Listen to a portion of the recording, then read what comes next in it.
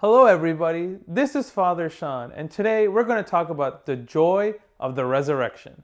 During the time of the resurrection, we greet each other by saying, Christ is risen. And when we say that, we often say it with a smile, and we should. We don't simply say Christ is risen to each other because it's what everybody else is doing, but we do it as a way to remind ourselves and others about the joy of the resurrection. But when we speak of the joy of the resurrection, what do we mean? What exactly are we referring to? In the Cedro prayers of the resurrection service, there's a line that says, "Your peace blotted out tears from the face of the human race and filled the world with joy." Now let's stop for a second and think about that. What was the human race afraid of? And what did Christ's resurrection change about that? Until Christ's death and resurrection, humanity's death was a finite event. It was the end of everything for man, and he had nothing more to look forward to. It was in fact what God spoke of in the garden, when he warned Adam and Eve about eating the forbidden fruit. But now, as God's only Son came down to earth, became man, died and rose from the dead, death now has a different meaning.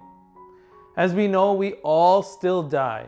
Our ancestors die, and one day we too will die. But as the Cedro prayers say, the tears that death caused no longer exist, and instead now we have joy.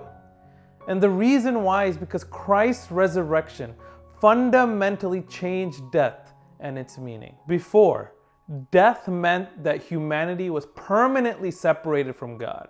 But now, it is precisely through death that we are now united in perfect communion with God.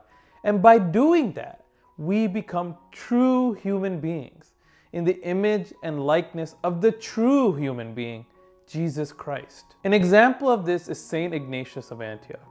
Saint Ignatius tells the church in Rome not to prevent his death, but instead that he desires to die. He says on his way to being martyred, "For neither shall I ever have such another opportunity of attaining to God. For if you are silent concerning me, I shall become God's.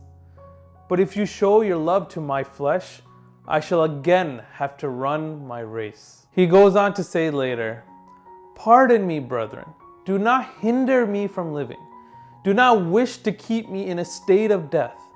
And while I desire to belong to God, do not give me over to the world. Allow me to obtain pure light.